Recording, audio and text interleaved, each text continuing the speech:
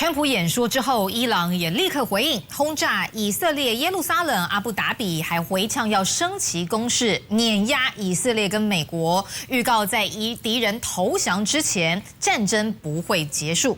而美军也增派了18架 A-10疣猪攻击机，现在被认为应该是在为地面部队做准备。 地面上水管破裂，整个街区陷入混乱。以色列中部城市被伊朗攻击。伊朗最近加强力道，革命卫队声称已经发动了第89波的打击。 伊朗使用了重型飞弹、无人机还有火箭攻击美国的军事基地以及以色列目标，尤其是在川普的演说之后，伊朗还立即反击。以色列的中部耶路撒冷地区陆续响起了空袭警报，以色列国防军声称至少有1枚集束弹。阿布达比也遭到攻击，防空系统成功拦截1枚飞弹。 شروط ما برای خاتمه جنگ کاملا روشن است. ما آتش بس رو نمیپذیریم. بلکه به دنبال خاتمه کامل جنگ هستیم. 美国方面也开始准备增兵，疣猪攻击机现身战场，扫射伊拉克基地。《纽约时报》报道，美国空军再度增派18架 A-10疣猪攻击机前往中东，也让当地的 A-10机队规模增加了1倍。The A-10 Warthog, or Thunderbolt II, is the most legendary aircraft throughout decades of combat. A-10疣猪攻击机每秒可以发射将近70枚30毫米的炮弹，可以利用于低空扫射目标，每分钟的射速高达3900发。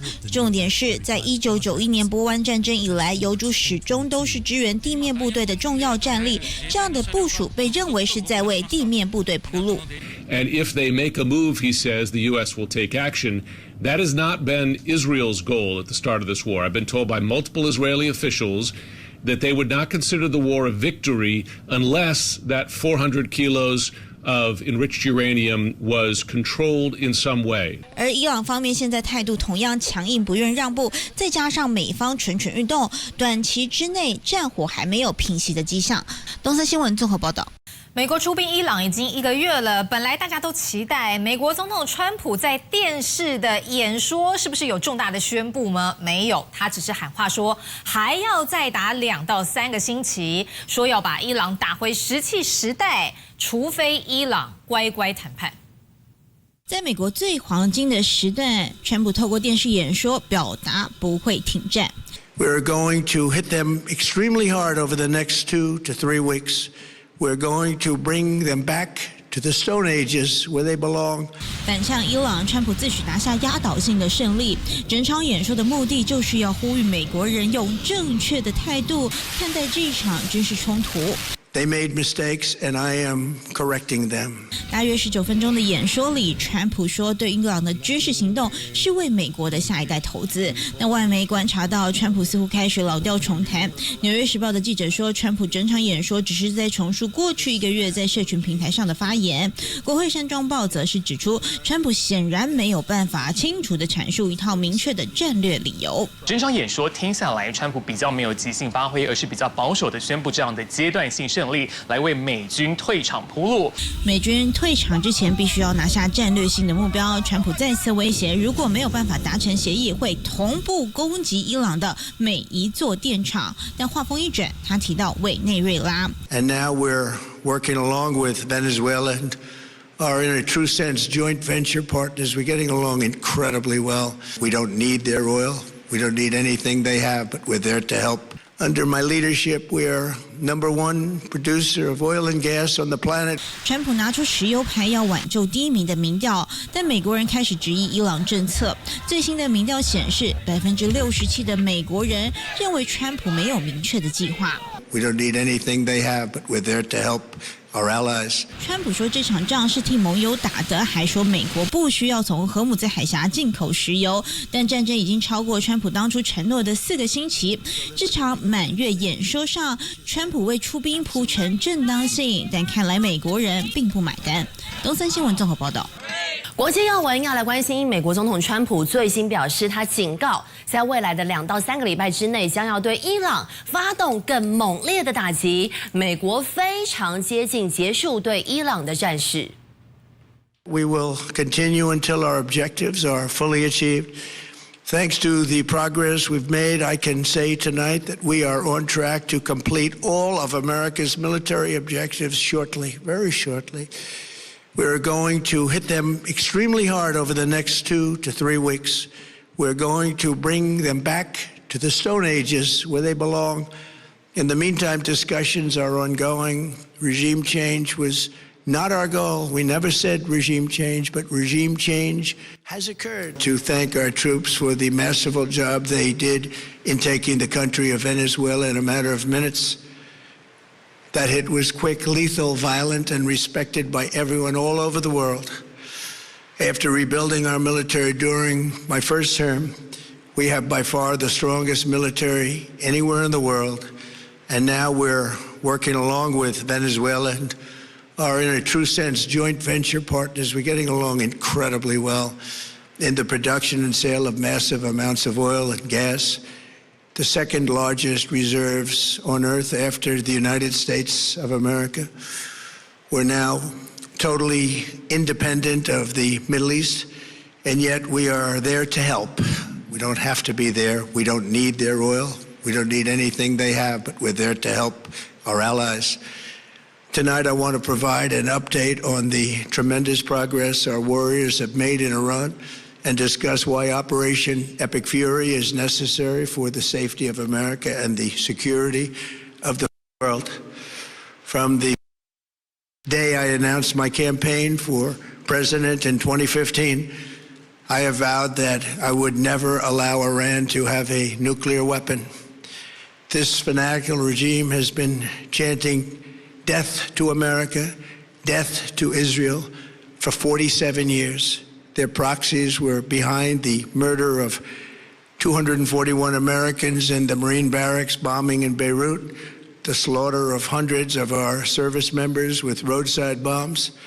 They were involved in the attack on the USS Cole, and they carried out the countless other heinous acts, including the just horrible, bloody atrocities of October 7th in Israel, something that most people have never seen anything like it.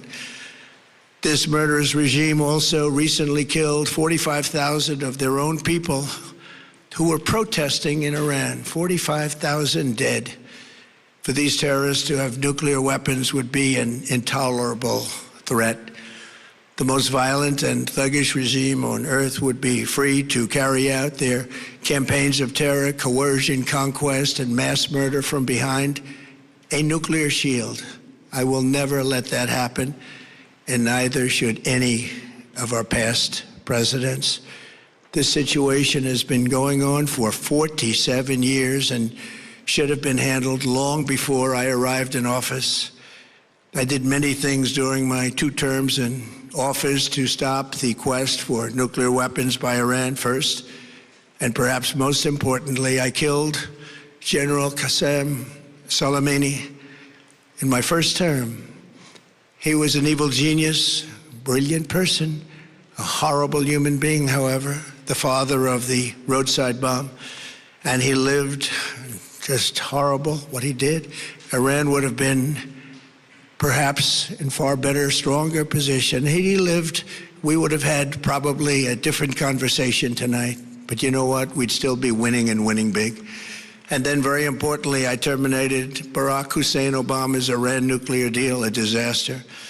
Obama gave them $1.7 billion in cash, green cash. Took it out of banks from Virginia, D.C., and Maryland, all the cash they had. He flew it by airplanes in an attempt to buy their respect and loyalty, but it didn't work. They laughed at our president and went on with their mission to have a nuclear bomb. His Iran deal would have led to a colossal arsenal of massive nuclear weapons for Iran, and they would have had them years ago, and they would have used them. It would have been a different world. There would have been no Middle East and no Israel right now, in my opinion, the opinion of a lot of great experts, had I not terminated that terrible deal. And I was so honored to do it. I was so proud to do it. It was so bad right from the beginning. Essentially, I did what no other president was willing to do. They made mistakes, and I am correcting them. My first preference was always the path of diplomacy, yet the regime continued their relentless quest for nuclear weapons and rejected every attempt at an agreement. For this reason, in June, I ordered a strike on Iran's key nuclear facilities, an Operation Midnight Hammer. Nobody's ever seen anything like it. Those beautiful B-2 bombers performed magnificently. We totally obliterated those nuclear sites. The regime then sought to rebuild their nuclear program at a totally different location, making clear they had no intention of abandoning their pursuit of nuclear weapons. They were also rapidly building a vast stockpile of conventional ballistic missiles and would soon have had missiles that could reach the American homeland, Europe, and virtually any other place on Earth. Iran's strategy was so obvious. They wanted to produce as many missiles as possible, and they did, with the longest range possible, and they had some weapons that nobody believed they had. We just learned that out. We took them out. We took them all out so that no one would really dare stop them. And their race for a nuclear bomb, a nuclear weapon like nobody's ever seen before. They were right at the doorstep. For years, everyone has said that Iran cannot have nuclear weapons, but in the end, those are just words if you're not willing to take action when the time comes. As I stated in my announcement of Operation Epic Fury, our objectives are very simple and clear. We are systematically dismantling the regime's ability to threaten America or project power outside of their borders. That means eliminating Iran's Navy, which is now absolutely destroyed, hurting their Air Force and their missile program at levels never seen before, and annihilating their defense industrial base. We've done all of it. Their Navy is gone, their Air Force is gone. Their missiles are just about used up or beaten. Taken together, these actions will cripple Iran military, crush their ability to support terrorist proxies, and deny them the ability to build a nuclear bomb. Our armed forces have been extraordinary. There's never been anything like it militarily. Everyone is talking about it, and tonight I'm pleased to say that these core strategic objectives are nearing completion. As we celebrate this progress, we think especially of the 13 American warriors who have laid down their lives in this fight to prevent our children from ever having to face a nuclear Iran. Twice this past month, I've traveled to Dover Air Force Base, and it's been something. I wanted to be with those heroes as they return to American soil, and I was with them and their families, their parents, their wives, the husbands. We salute them, and now we must honor them by completing the mission for which they gave their lives. And every single one of the people, their loved ones said, "Please, sir, please finish the job." Every one of them. And we are going to finish the job, and we're going to finish it very fast. We're getting very close. I want to thank our allies in the Middle East, Israel, Saudi Arabia, Qatar, the UAE, Kuwait, and Bahrain. They've been great, and we will not let them get hurt or fail in any way, shape, or form. Many Americans have been concerned to see the recent rise in gasoline prices here at home. This short-term increase has been entirely the result of the Iranian regime launching deranged terror attacks against commercial oil tankers in neighboring countries that have nothing to do with the conflict. This is yet more proof that Iran can never be trusted with nuclear weapons. They will use them, and they will use them quickly. It would lead to decades of extortion, economic pain, and instability worse than we can ever imagine. The United States has never been better prepared economically to confront this threat. You all know that. We built the strongest economy in history. We're going through it right now, the strongest in history. In 1 year, we've taken a dead and crippled country. I hate to say that, but we were a dead and crippled country after the last administration and made it the hottest country anywhere in the world by far, with no inflation, record-setting investments coming into the United States, over $18 trillion. and the highest stock market ever, with 53 all-time record highs in just 1 year.